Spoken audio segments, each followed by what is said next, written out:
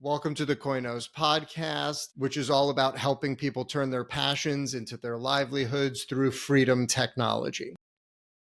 I don't want to talk about boring shit about, oh, I went to school. I'm going to cut that shit right out. I don't even want to talk about that shit anymore. It's stupid. Yeah. That's I my mean, opinion.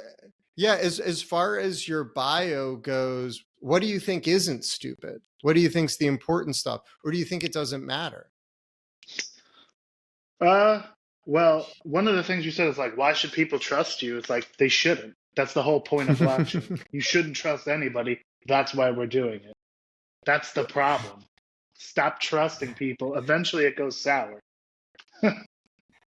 But, And what I would say, what I was planning on saying was something about like, just choosing software as a profession early on as a kid, because I thought that, in my opinion, there was a lot of, power to influence the world through software, through telecommunications specifically, which piqued my interest. 10 years old, right?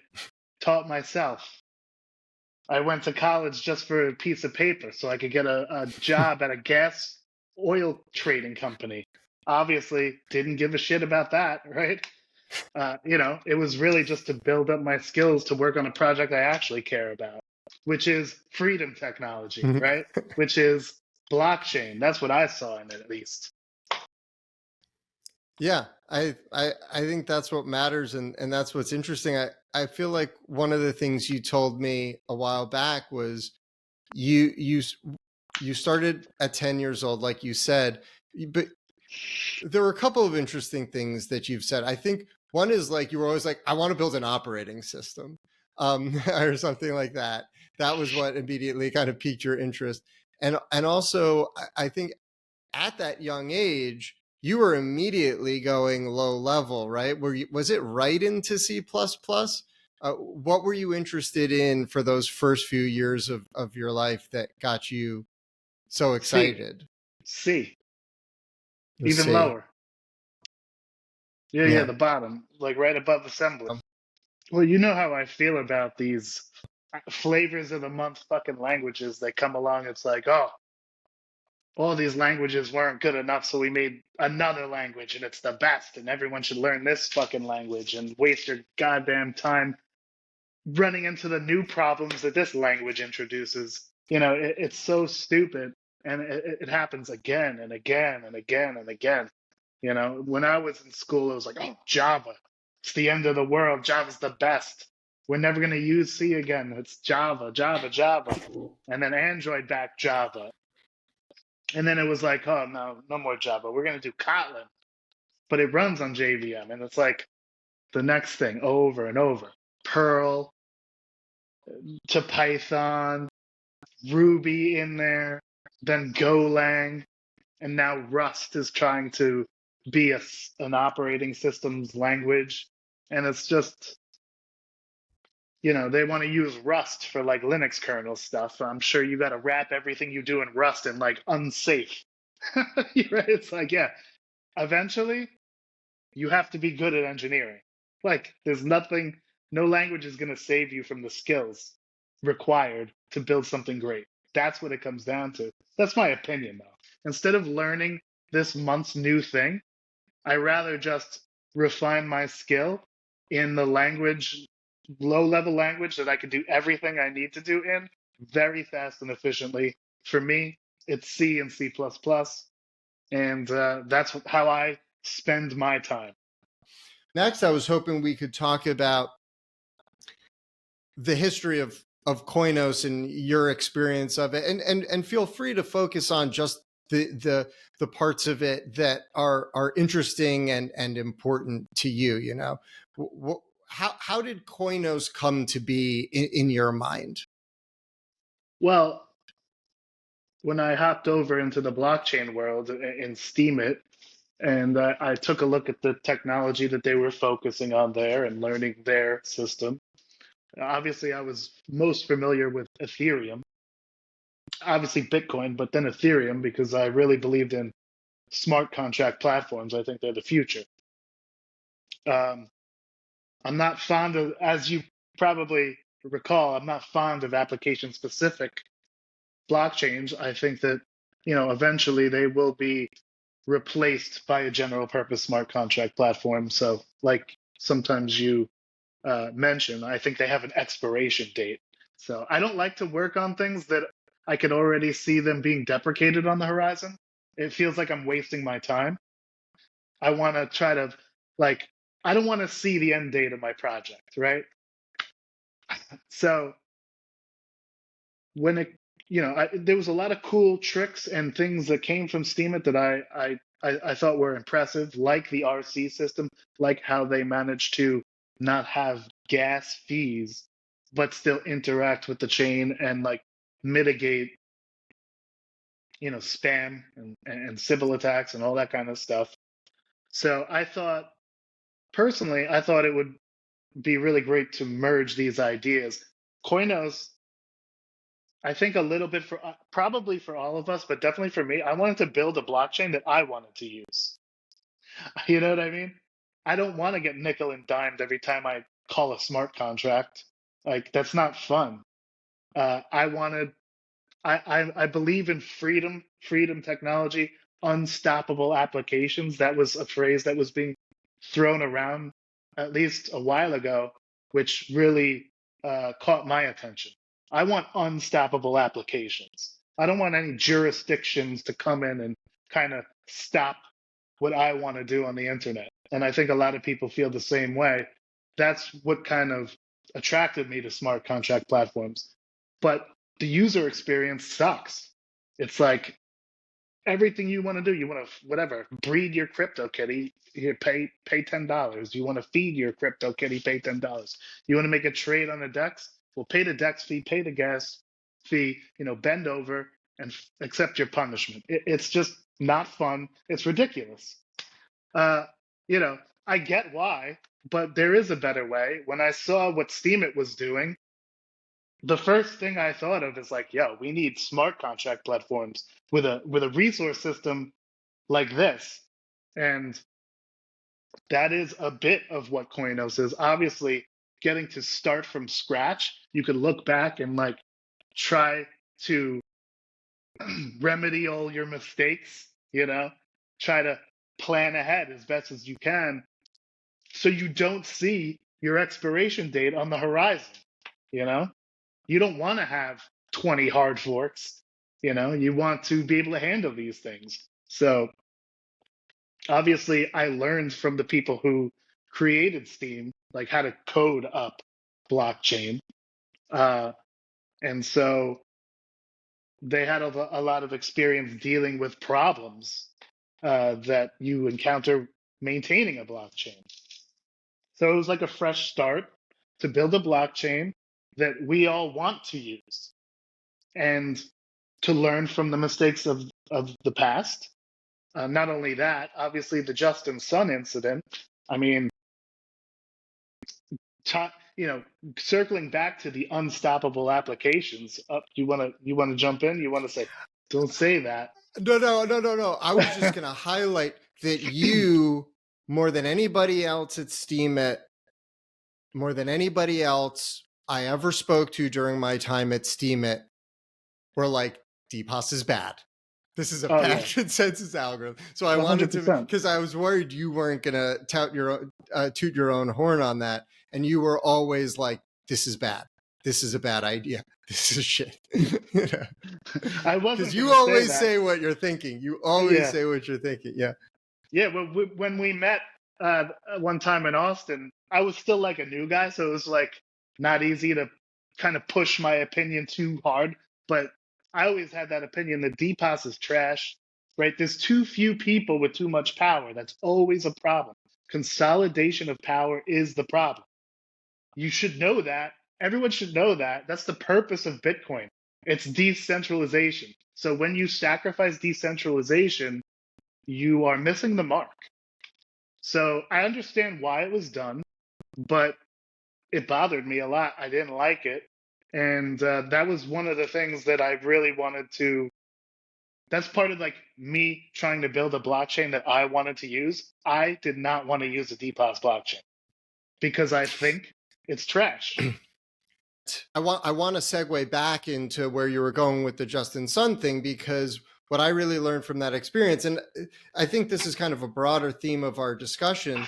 Well, I wanted to say this kind of before, is like I feel like your youth is really almost about working at bad companies and because you learn so much more working at SteamEd on Steam. I feel like you guys learned both. Okay, how do you construct a blockchain and how do you not construct a blockchain? Right. And I feel like as a grown up now, a relative grown up, that's something I didn't understand then, just as I didn't understand when somebody like you, or even when you do it yourself, you say something doesn't feel right here. This design is not right. There, we just had the discussion the other day. I think this is gameable. It looks gameable. I'm going to work out. This is gameable. You just because it hasn't been gamed yet, that is the silliest reasoning to have, because lo and behold, you had this crappy consensus algorithm. It violated these principles. And then what happens, right? Yeah, absolutely. So I wanted to give you the opportunity to go down that road again, and talk about what you wanted to talk about there. Yeah. So, I mean, crypto has a big problem where a lot of players who are not in it for the tech, but they're in it for the money, they utilize centralized exchanges, and that's a big consolidation of stake. And that problem doesn't is not going away soon, right? We all love DEXs, but look at the money flowing through centralized exchanges. Now you got ETFs, which are an additional problem, right? That's some money manager, hedge fund manager controlling wallets with huge amounts of crypto stake. These problems aren't going away. And Justin Sun, the incident that happened when he took over really just exercises that vulnerability. And we need to do something to kind of mitigate that risk. DPoS is the absolute worst situation to be in.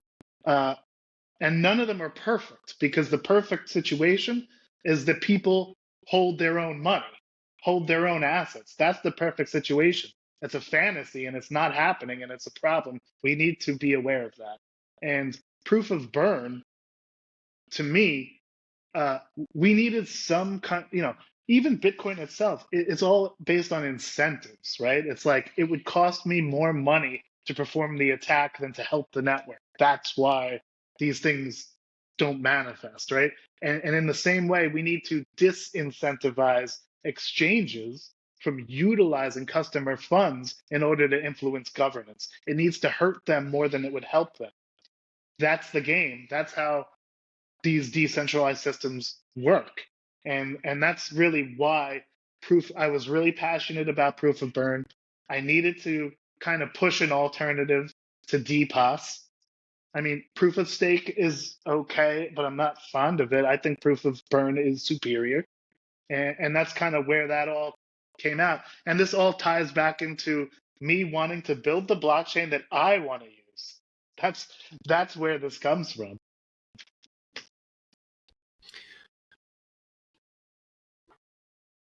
I think it is interesting that while it's one of the things I've noticed about you is that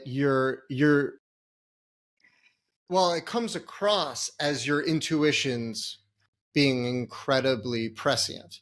Maybe it's the case that it's not your intuitions; it's you've thought very deeply about this, and it's just my perception is that these are intuitions. But all along its theme at talking about the problems of the consensus algorithm, pushing smart contracts. We've talked about this before, but I remember very vividly the conversation you, Michael, and I had in Thailand at that Steam Fest, where Michael and I were talking about, no, it's smart contracts. We need like a GPU type blockchain that's just very, very specific. And then, and now being full converts, and the same with proof of burn. when we started building Koinos, you're very adamant about that. And sure enough, we all came around and fell in love with it. What? You want to just drive the ship and save your employees. Well, I'm going one to go thing we ahead could and, talk about is the future of Koinos, your vision for where you see this going. That those things could be related or not. I don't. Just a well, thought. I'll just kind of touch upon what I was going to say and whatever, you know. But Can the always delete world, it. or just fucking publish it, really. Okay. But like governments around the world, I mean, are kind of, you know, to varying degrees. We're seeing authoritarian actions everywhere, and you know, I tweeted today, crypto is about using incentives to build a less violent world. mm, You know, so very, yeah, that's carefully worded to say what you want to say without ending up on a watch list. Very good. Thank you. The other thing I wanted to touch on was, you know, going. You mentioned the user experience, building the blockchain you want to use. I feel like when some people learn about the mana system, especially crypto people, they instinctively are like, these guys must not understand economics. Now, obviously, obviously, we all have a fairly deep understanding of economics, and I wanted to. So I wanted to test out a kind of a theory that I have on this with you, which is that if you're economically minded and informed, it is natural to think time is money, locking tokens automatically is the same as a fee. Is it that when you come and you use Steam, when you actually came and used Steam, which we all did, we all were like, oh, well, what's this thing? I'll try this. I have my reasons. It's like very low cost. I'll use this. And then experience the user experience and being like, no, time is not the same as this granular fee on a per transaction basis. It's not the same thing, and only somebody who's totally inside of their head could equate these things. So I don't know. That's how I'm thinking. I'm curious to hear your perspective on this. Why was it? Yes, you. The other thing that you were always very focused on is like it's this RC system. This is the key. When we were going and starting to build Koinos, and I was going, what's going to set this apart? What is going to enable us to compete? What's the unique value proposition that is going to like persistently, provide us with wins? You were like, it's free. It's the RC system. So this is something that was very obvious to you, that certainly made sense to the rest of us. I mean, Michael like rewrote the RC system. So I think, as far as I remember, so I'm really curious to hear your thoughts on those things I just said. Well, I mean, I agree with the statement that time is money. It is very similar. Even in our traditional finance, that's the case, right? The longer you lock up your money, the more money you get back in return. It is baked into the system. But, everyone, it doesn't feel the same. It doesn't feel to the user the same. But really, all money or currency is kind of saving up yesterday's work to spend tomorrow, work or time. And I agree with that statement. It's just when it comes to a user experience, people don't have unlimited money. They do have not unlimited time, but they do have time. And so it feels like less of a burden on them to just wait a little bit rather than losing something that they've kind of saved up. The feeling is different. You guys actually mentioned this. I think this was not a concept that I thought of on my own. I think it was something that came from Steam. It was cognitive load, right? There was less cognitive load. It's Oh, like, I'll take the credit on that one. I think, and that I believe that to be true. It's like, am I going to spend 0.0003 ETH to like this post? Nah. But will I wait 5 more minutes before I could do something? Yeah, yeah, I could do that. Because like time, time is rolling, but not necessarily the currency in your wallet, right? You're not always gaining currency in your wallet, but time is always passing, and so it just feels different from a user experience perspective. But when I think of it with an economic hat on, I do think time is money, but I just think it has a different effect when it comes to user experience that matters. Yeah, I really like something you said. It kind of made me think about it a bit differently. It's like, and I'm going to articulate this poorly and with probably an inaccurate mathematical statement, but I think people kind of think about money the wrong way around, or just the wrong way. It's more like a symbolic representation of your like work time. Yes. And then the question as developers, and as the developers of a blockchain, becomes, well, what's the most user friendly design for this asset? How do we implement and leverage this component, this feature of this stack, the cryptocurrency component, and implement it in such a way as to make it feel the best for the user. And because then it's like, yeah, if you put the money first, it's like, yeah, okay, I put my economics hat on, it's all equivalent. But if you think in terms of, no, there's your work, and then you do all this work, and then you multiply by you do all this work over time, and then we try to like track it in some way, and cryptocurrencies are one way of doing that. That's a funny keyword you just coined there. Work time. I feel like it was like Einstein weaving space and time into space time, and it's like it's your work over time, and it's work time. Yeah, that was pretty clever. I kind of like it. Oh, thank you. All right. Now, somebody's probably gonna be like, dude, that's nonsense. But it's fine. You get the point. So I do want to take some time and talk about,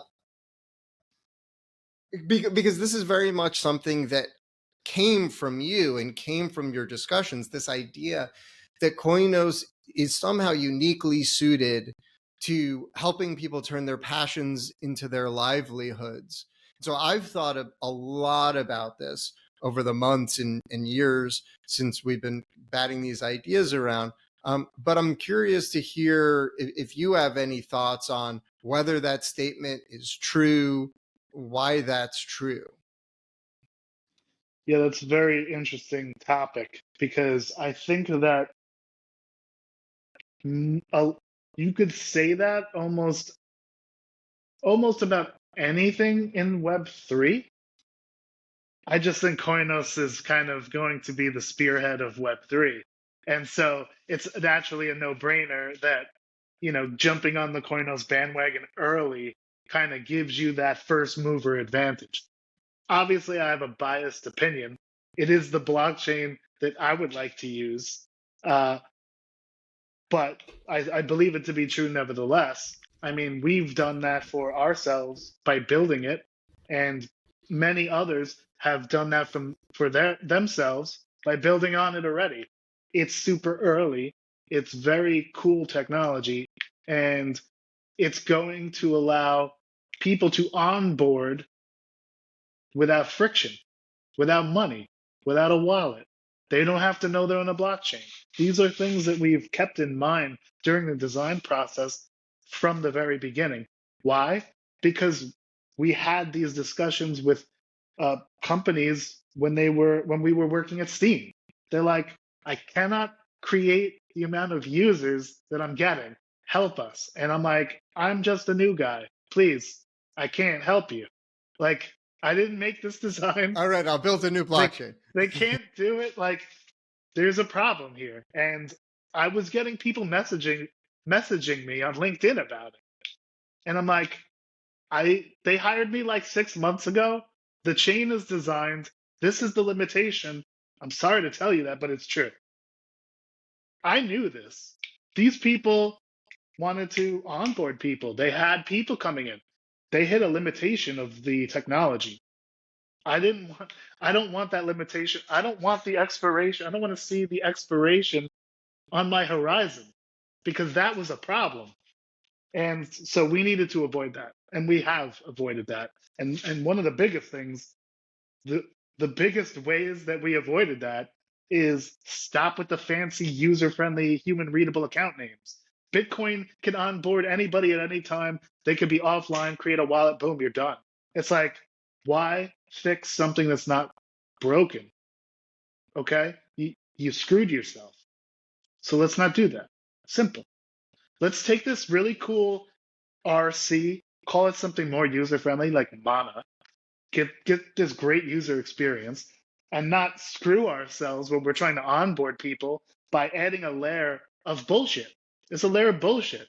That's something that can be handled by a smart contract. And it is, as Julian has demonstrated. Obviously, I knew human readable names will just be on the smart contract. Julian was like, why aren't human readable names in the smart contract? Boom. So we've totally skated around that problem entirely because we kept it in mind and we didn't, make that same mistake twice. Yeah, and I think all throughout the design process, I liked how you were like, this bullshit. Who wants this little bullshit? And we apply that everywhere, right? It's like, okay, I'm uploading a smart contract, right? Okay, pay the toll. What's with this bullshit? This is not a huge cost to the network. Right? And so all these places, I feel like it was, we were constantly realizing that everything could be abstracted into a smart contract and that nothing required a fee. But let's not get lost in that. I think that's been covered plenty of places elsewhere. I really liked what you said about the spearhead of Web3. And one of the things that Ron and I have been talking about with the podcast is, like you said, everybody in Web3 is part of this solution of helping people turn their passions into their livelihoods. And you can articulate this in a million different ways, increasing freedom, whatever, right? And that's great. And that's why we want to have on people from different projects, different blockchains, because we're all in this together. At the end of the day, this is what we're trying to do. But you said the spearhead of Web3, and I think that is the perfect encapsulation of what sets Koinos apart in this space, or makes it unique, or its niche within the space, right? I'm no longer thinking in terms of, I was just thinking about this today. I was thinking about how far we've come in the last 4 years, and how great that is. I've had plenty of things against Solana and their history and how they did things, but you know what? It's pretty great. It's pretty fast. It's onboarding a ton of people. Good on them. Let's move on. It's not that world that it was 4 years ago where it was like everything sucks. Everything is by an egomaniac monster who's just trying to steal people's money, and so it's really nice to actually be back. I was watching this interview with the founder of Solana, and he was talking about public key infrastructure. He was talking about how what they're doing, and the reason for the Solana phone is really about bootstrapping this public key infrastructure, and they want to have Bitcoin on there and Ethereum on there. And the reason why they're doing the phone is because in order to actually scale public key infrastructure, the phone is the gateway. And I thought that was really smart. And he was like, look, I know we're not going to sell that many of these things. There aren't even that many users right now. But it took us 5 engineers he worked at Qualcomm. He was like, we put 5 engineers on it. We knew exactly what we needed to fix in Android to enable, to get this phone out and get it out there and start selling these.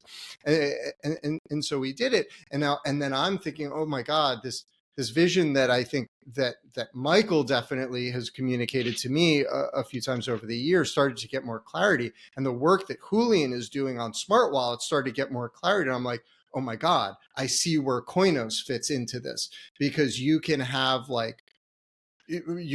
frictionless I think it should be the lowest cost, lowest friction blockchain where, okay, you can get onboarded into the blockchain real quick. You're not holding a token. And through smart wallets, you can get all of these robust protections that you're going to need that we can't even really think of and understand right now. But you're going to have that expansion of possibilities and protections in there. And maybe we are the single sign-on component here. Or who knows, right? Koinos is not designed to have a specific opinion on these, but it all started to become a bit more clear where we're like, maybe we're fast, but not the fastest. But we're always the cheapest with the least friction, and that has a ton of utility, because I think he's right that the fastest is always going to have the most stringent hardware requirements, but that's also going to embed costs within the system. And so what we're doing is we're trying to thread that needle of decent hardware specs, but accessible. This keeps the costs down. The Mana system removes the friction. Proof of burn, all this stuff interplays to keep the costs down and then obfuscate them. Move fast, right? We can move fast and we can get faster, but we don't necessarily care about being the fastest. We don't care if a high frequency trading firm is like, yeah, I don't see the point. What do you think of that? Well, I think that the hardware requirements that you speak of actually affect something that's very important to me, which is decentralization. When you need such high spec machine to run a node, you get consolidation. You don't have that decentralization. Or you get a situation like Bitcoin where you have these warehouses that are running all the hash power. It's not really, I don't think it's the original vision personally. It's just how the cookie crumbled. That's what I think. Obviously, I don't know Satoshi, but I would assume that's the case. Um, but I'm not worried right now. We're not, we have headroom, plenty of headroom. So we don't have to worry about that. Our spec requirements are super, super low. So I'm not even willing to cede about not being the fastest. I mean, once you sacrifice decentralization, you don't count anymore to me. That's like a hard requirement. So when you sacrifice your decentralization, I mean, I could just pull out some SQL database to show you how fast it is, and we'll compare you to that. So that's a requirement, and we didn't even begin to optimize for speed yet. So I'm not ceding on speed, actually. That's what I'm saying.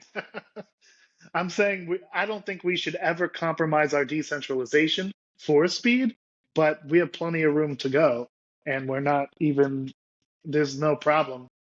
We have plenty of headroom. That's my opinion on it. So when we get near there and we start fine-tuning these things, then we can revisit the discussion. Right now, it's smooth sailing. It's fine. Well, and I think often when people hear a prioritization of decentralization, they think, oh, this is an ideological statement. But I don't think that's true. I think ultimately people consumers, I think ultimately consumers do care about decentralization, even if they don't know what the word is or think about it. They care about it when it impacts them, when they lose some money, when they lose some security, when they get hacked. And the way I understand what you're saying is that this does wind up mattering when you compromise on that. And I'm not saying Solana necessarily has or hasn't, but like when you do compromise on that, it bites you and it bites the consumer. And so, yes, it's important to us ideologically. There are philosophical reasons why we're in favor of it, but there are also reasons why consumers love the internet and it's highly decentralized. Yeah. Many of the services, products and services that people love today are decentralized in many ways. They just don't think about it or care about it because it works. Planes don't crash. They have a highly decentralized system in there. Whenever you look inside like a really well-functioning system at scale, you usually find a lot of decentralization. All right, so I've kept you for a while. I think we probably got several podcasts worth here of things. Is there anything else you'd like to cover while we're here? An ending phrase like Javier Milei. What was it? It's like long live freedom, damn it.